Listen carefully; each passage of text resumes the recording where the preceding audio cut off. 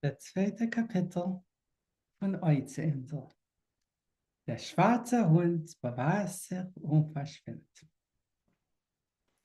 Nicht sehr lang nach der dortigen Passierung ist vorgekommen die erste geheimnisvolle Geschehnis, was hat uns endlich befreit von dem Kapitän. Hat nicht, wie wir wollen später sehen, von seiner Masse. Es ist gestanden ein bitterer, kalter Winter mit langen, starken Frost und schweren Sturms. Mein armer Vater ist von Tag zu Tag geworden als schwacher und schwacher. Und es ist uns zum Bedeuern geworden zu klar, als hat gehabt kleine Aussichten zu der Ziehen des Frühling. Die ganze Häusarbeit ist gefallen auf mir mit meiner Mutter und wir sind gewesen sehr beschäftigt. Es ist uns darüber geblieben, wenig Zeit zu vernehmen sich mit unserem unangenehmen Gast. Es ist gewesen ein Frühmorgen in Januar. Die Kälte hat gezuckt und zerbrennt. Der Breg ist im Ganzen gewesen bedeckt mit der weißen Frost. Die Chvalias haben murmelnd geglätt die Fels. Die Sonne ist noch gestanden sehr niedrig und hat erst bloß angerührt die Bergspitzen und geworfen ihr Abschein weit über den Jam. Der Kapitän ist dann aufgestanden, früher wie gewöhnlich, und ist weggegangen zum Breg. Sein kurzes Schwert hat sich geschaukelt hinter die Polis von seinem alten blauen Rock. Und sein Mäschen im Spektiv hat er getragen unter den Arm. Und sein Hut ist gewesen herabgerückt auf der Patilnitze. Ich gedenk, wie sein Atem ist gehangen in der Luft wie ein Räuch. Und das Letzte, was ich hab von ihm gehört, ehe ist verschwunden hinter den heuchen Fels, ist gewesen ein böse Ruck von Unzufriedenheit, wie wohl noch als getracht wegen Dr. Livsien. Die Mama ist gewesen oben beim Taten ins Zimmer und hab gehalten und Gräten zum Tisch, Frühstück für den Kapitän. Plötzlich hat sich geöffnet die Tür und es ist reingekommen, ein Mann, wenn man hab keinmal früher in Ergens nicht gesehen. Ist gewesen ein blecher, kränklicher Person und auf der linken Hand haben ihm gefällt 2 Finger.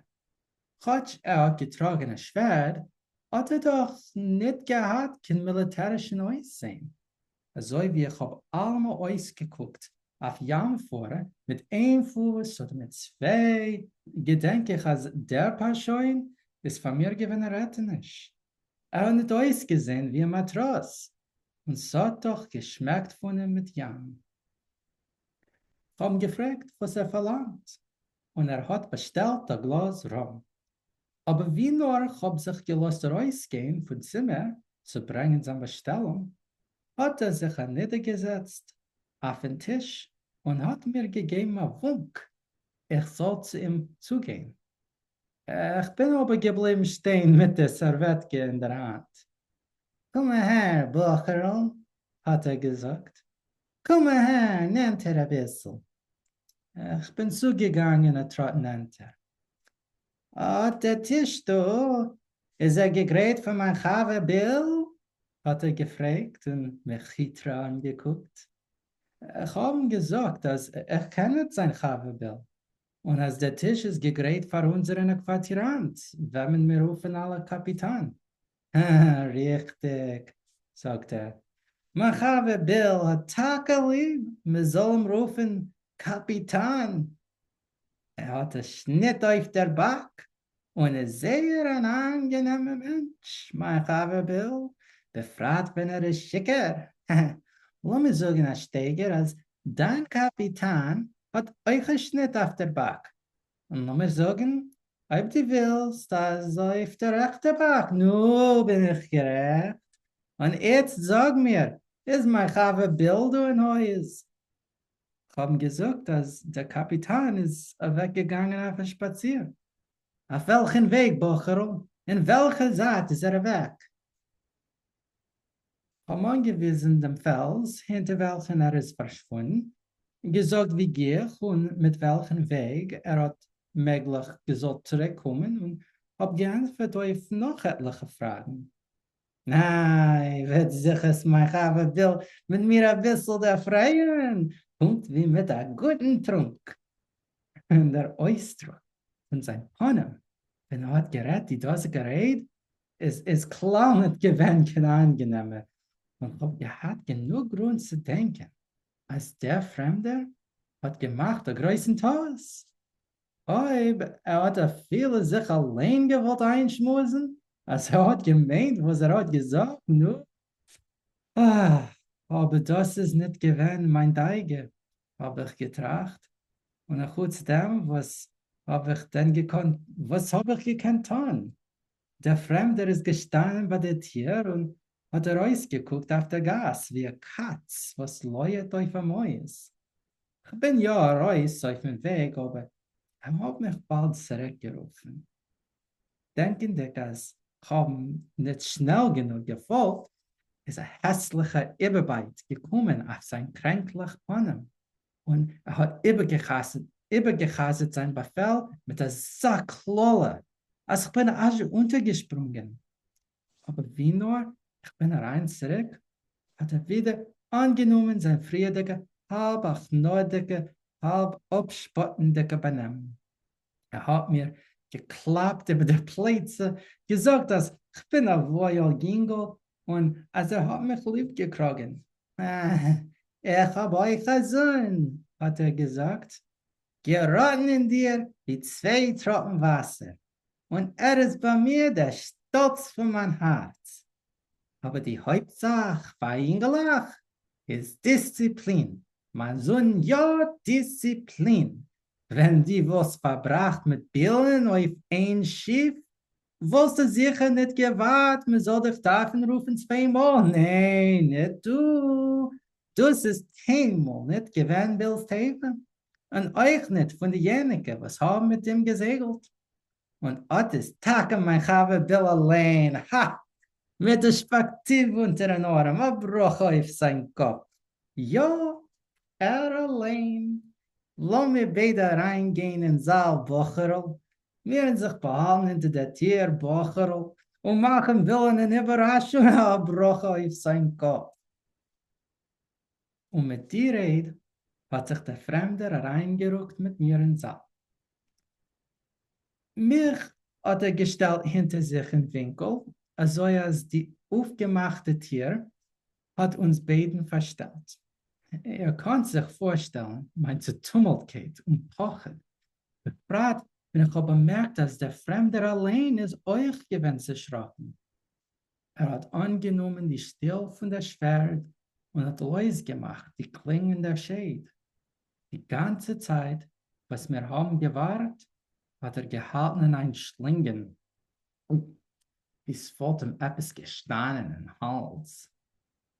Und endlich ist der Kapitän hereingekommen. Klapp getan mit der Tür hinter sich, nicht guckend rechts oder links, und hat gleich durchgekreuzt das Zimmer zum Tisch, wo sein Frühstück hat auf ihn gewartet. Bill! Hat der Fremde ausgeschrien, mit der Kohl, was ich denke, er hat gewollt machen, stolz und eindrucksvoll.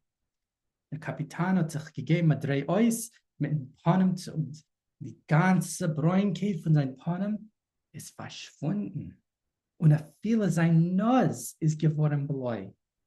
Er hat ausgesehen wie ein Mensch, was der sagt, der Geist oder dem Teufel. Und er schaut, das ist möglich. Aber etwas noch schrecklicher von die beiden. Und auf mein Wort, mir hat sehr wehgetan zuzugucken, wie er ist in Einrege geworden ist, so alt und zerbrochen. Geh schon, geh, Bill, der kennst mich nicht. Der kennst doch sicher einen alten Schiffraffer, Bill, hat gesagt der Fremde. Und der Kapitän hat sich gerangelt mit dem Atem. Schwarzer Hund, hat er ausgeschrien. Welche denn? Hat geantwortet der Zweite, beruhigend sich ein bisschen.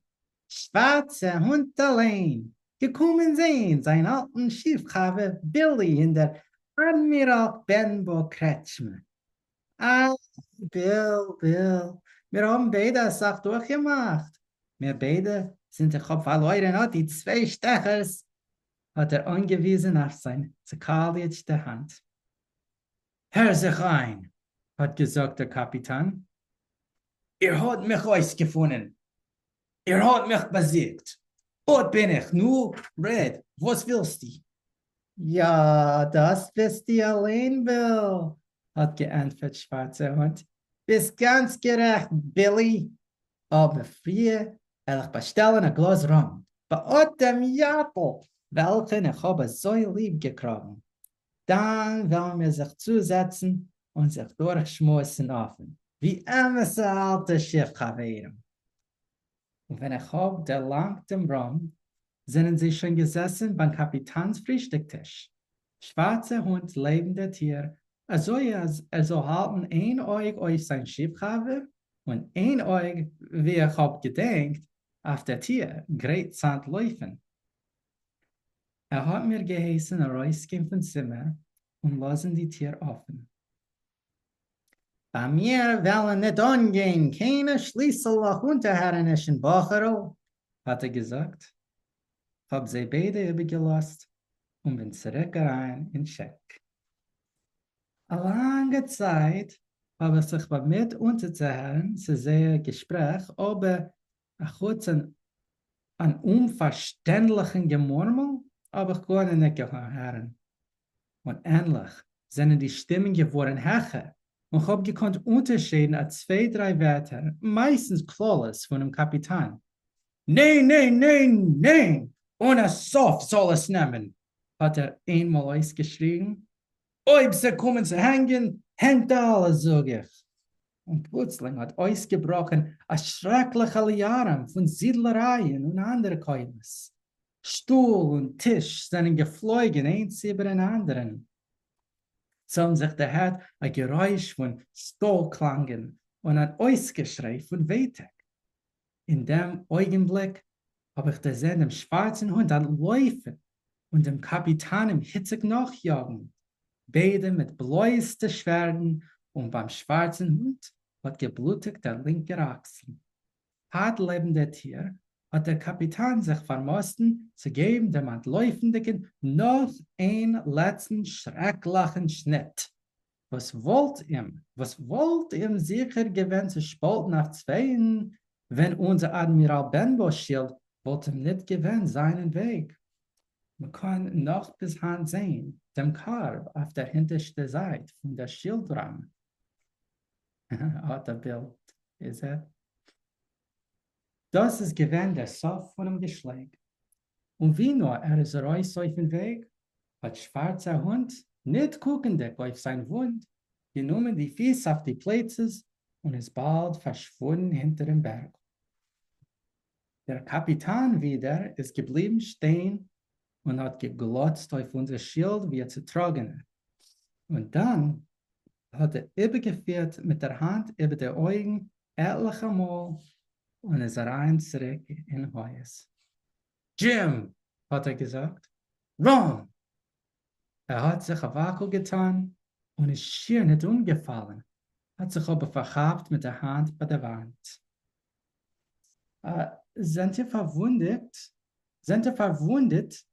Habe ich ausgeschrien. Rom! Hat übergehasert.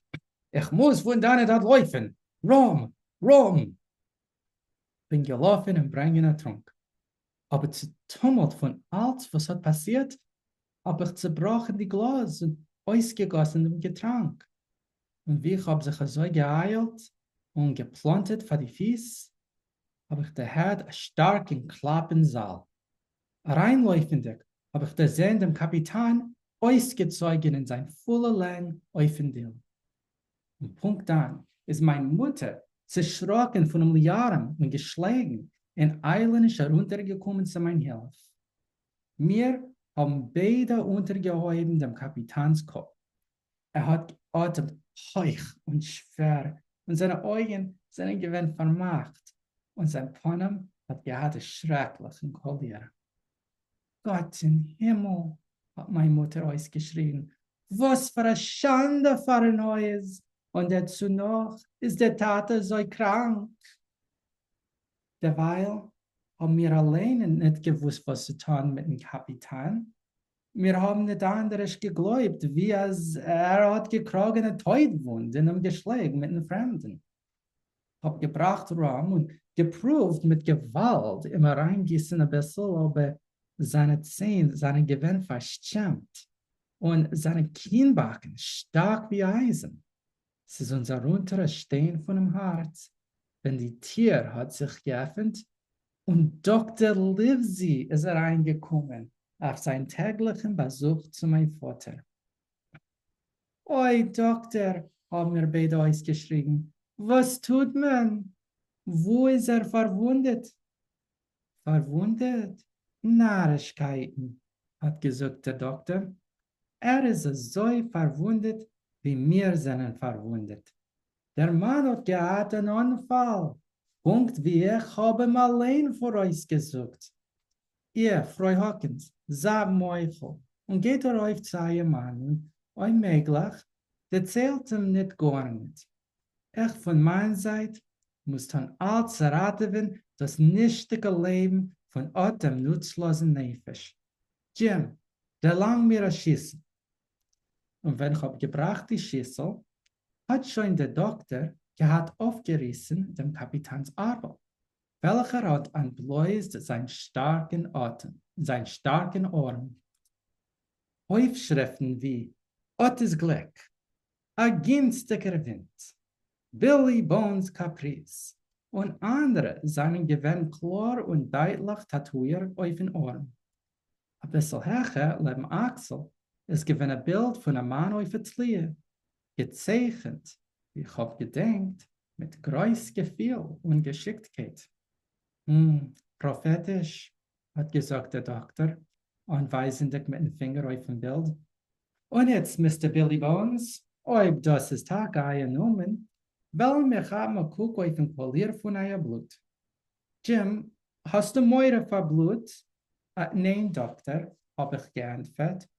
Aber so, to halt unter die Schüssel, hat er gesagt. Er hat rausgenommen ein Messer und aufgeschnitten eine Ader. Ein Sachblut ist abgegangen, bis der Kapitän hat geöffnet die Augen und geguckt um sich wie einer in ein Nebel. Dem ersten hat er erkannt dem Doktor und ihn betrachtet mit der bösen Miene. Und danach hat er mich gesehen und sich beruhigt. Aber plötzlich hat er sich im Ganzen gebissen und versucht, sich aufzuheben, schreiend, wo ist schwarzer Hund? Da, kein schwarzer Hund, hat gesagt der Doktor. Ach, kurz dem Dosigen, was ihr hat auf euer Plätze. Er hat getrunken Rum und der Schlag hat euch getroffen. Punkt, wie ich habe euch vor euch gesagt. Und gegen meinen Willen habe ich euch nur was rausgeschleppt von Käfer bei die Euren. Und jetzt, Mr. Bones, das ist nicht mein Name, hat er sich angerufen. Was ist der Chillig? Hat gesagt der Doktor. Manche bekannte Pirat ist er sein. Ich rufe euch mit seinem Namen zu lieb kurz geht. Nun, was ich will euch sagen, ist etwas. Ein Glas Rum wird euch nicht schaden, aber ob ihr wird trinken eine, wird ihr trinken eine zweite und eine dritte und ich werde euch mein Peruk, als ob ihr nicht aufhören, wird ihr sterben. Verstanden? Sterben und gehen hin, wo ihr gehört, in einem mit dem Mann von der Bibel. Und jetzt stärkt sich, häupt sich auf und will euch helfen, sich legen im Bett rein. Wenigstens das mal. Wir haben beide mit großen Schwierigkeiten aufgetragen Eugen und gelegt im Bett rein. Sein Kopf ist weggefallen auf den Kischen wie ein Chalosches. Gedenkt ihr, hat gesagt der Doktor. Mein Gewissen ist rein. Das Wort Rum meint vereichtet. Und der Doktor hat mich genommen unter den Arm und hat verlassen das Zimmer zu gehen sehen mein Vater. Jetzt ist noch gar nicht, hat er gesagt, wie nur er hat vermacht die Tür. Ich habe abgelassen genug Blut, zu halten im Ruhe für eine Stück Zeit. Die beste Sache für ihn und für euch ist soll so liegen im Bett eine Woche Zeit. Warum? Noch ein Anfall und ist kaputt. Und das ist der Sof von dem zweiten Kapitel von Oize Insel. Und was ist weiter geschehen? Wird man später sehen. Ah.